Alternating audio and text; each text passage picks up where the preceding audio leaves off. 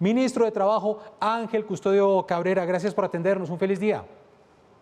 Jenner, un cordial saludo, un saludo para la mesa de trabajo y de igual manera saludamos a todos los televidentes que nos acompañan a esta hora de la mañana. Ministro, ¿por qué se presenta el subsidio de transporte como factor salarial? Siempre se ha hablado como el salario mínimo por un lado, el subsidio por otro, y no se sumaban para presentarlo como una suma que supera el millón de pesos. No, mire, es que básicamente siempre la aspiración era de que de una u otra manera este 1.068.000, que así quedó el ingreso del trabajador para el año 2021, el 1.068.000 no es factor salarial para efecto de todo lo que tiene que ver con parafiscales, pero sí es factor prestacional. O sea, todas las prestaciones sociales que tiene derecho un trabajador en Colombia son calculados sobre 1.068.000. Esa es un poco la discusión, pero en el fondo es la gente debiera entender un poquito la situación que está viviendo Colombia.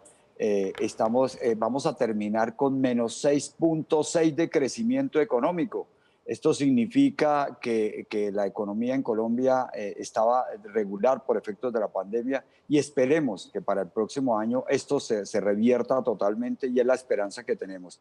Obvio, nosotros no estamos aquí reclamando ningún tipo digamos, de victoria, de que logramos. No, es simple y llanamente, dadas las circunstancias actuales, la inflación en Colombia va a terminar con el 1.5% y el presidente Duque, el gobierno nacional, en los 3 años de gobierno, ha dicho que el salario mínimo tiene que estar por encima de la inflación por lo menos 2 puntos. Y eso lo mantuvo a pesar de las circunstancias macroeconómicas, repito, que estamos viviendo. Por eso, 1.5 inflación, 2 puntos más, 3.5. Esto significa Claro. capacidad de pago. Si uno mira muchas anteriores decisiones que se tomaron, nunca se midió esto. Aquí podemos hablar en épocas inflacionarias donde se subió el salario mínimo 10, 15%, suena muy bueno, pero la inflación creciendo muy fuerte y el salario no servía absolutamente, o muy poco capacidad de pago.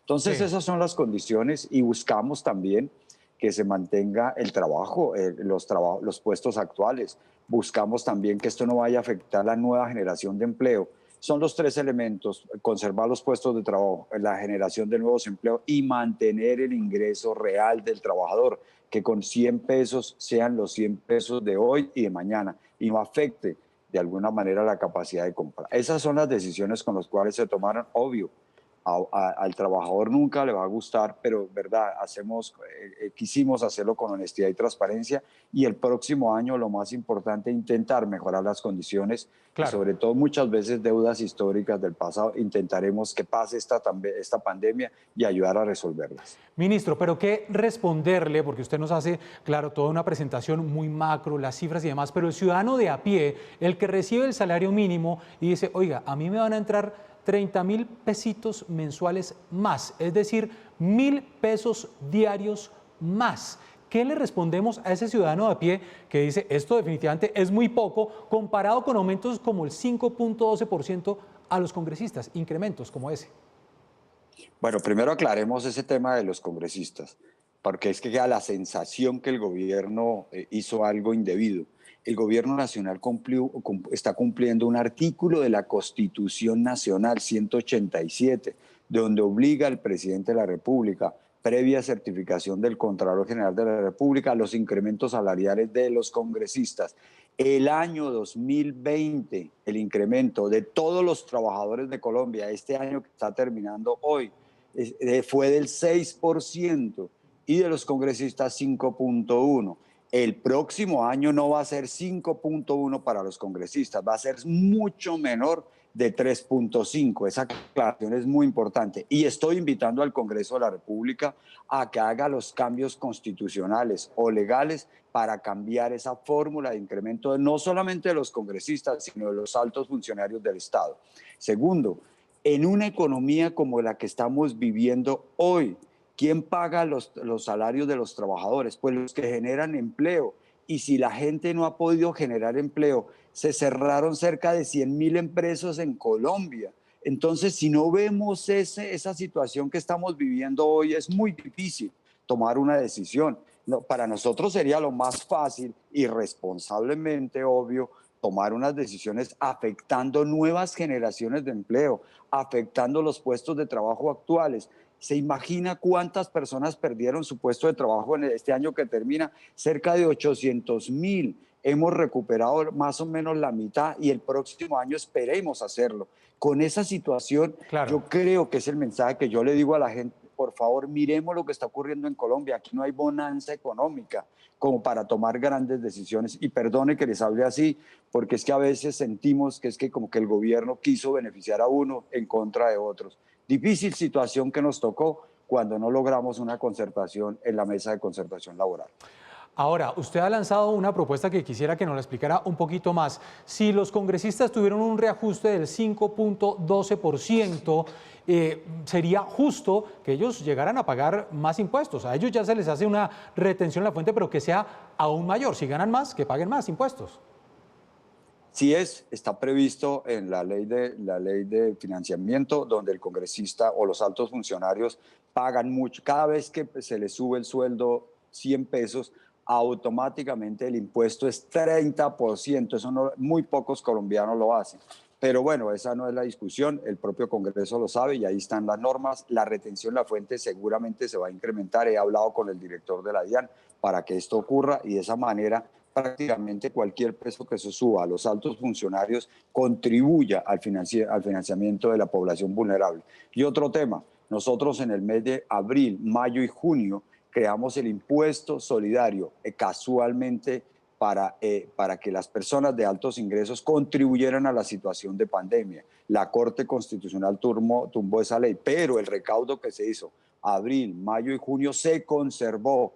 Por lo tanto, esas personas ya fueron afectadas con el impuesto de solidaridad que equivalía entre el 15 y el 20%. Ya veo que algunas iniciativas en ese Congreso se van a seguir manteniendo para equilibrar todas estas cargas.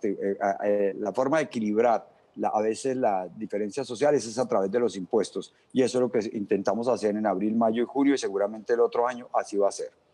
Ministro, ¿cómo se va a mejorar el próximo año el ingreso de los trabajadores? Tenemos un aumento de 3.5, pero eso no quiere decir que todo vaya a subir 3.5, sino que va a subir alrededor de la cifra de inflación, de 1.5%. Ahí se gana algo el trabajador entonces. Sí, correcto. Es que por eso es muy importante. Mire, ustedes los medios de comunicación conocieron el cuadro y está en el decreto, en el cual desde el año 1985 a la fecha, ningún año había subido 2 puntos por encima de la inflación. Repito, 2019, 2020, 2021, si sumamos esos 3 años, el ingreso de los trabajadores, el salario de los trabajadores se incrementó en 7 puntos en los 3 años. Esto significa que el próximo año que tengamos más posibilidades, el gobierno que termina va a empezar a dar una cifra muy importante. Ahora, el próximo año, si hay muy buena reactivación económica, todo esto está previsible, seguramente vamos a tomar otro tipo de decisiones dentro de un año que beneficie. Pero salgamos de este año de pandemia tan complejo, complicado. Si no conservamos los puestos de trabajo, imagínese el panorama que tenemos en Colombia. Ministro, ¿y usted es optimista frente al próximo año en lo que tiene que ver con el empleo? Total, repito, hoy el DANE nos va a entregar la cifra del mes de noviembre. Yo creo que de 14.7 vamos a bajar para tener números. Ojalá terminemos el año, el próximo año con cifras de desempleo menores, o sea, con un dígito, y lo cual va a repercutir en el ingreso de muchos trabajadores. La reactivación económica va bien. Seamos optimistas, el gobierno va a incrementar, el próximo año va a entregar va a generar cerca de 1.500.000 empleos entre 21 y 22. Eso es lo que estamos en este momento. Pues ministro, ojalá así sea. Le deseamos un feliz año, gracias por atendernos y esperamos entonces tener un mejor panorama para el 2021. Un feliz día. Bueno, Jenner, un cordial saludo, un feliz año para ustedes, su mesa de trabajo y todos los televidentes que nos acompañan. Un cordial saludo para todos.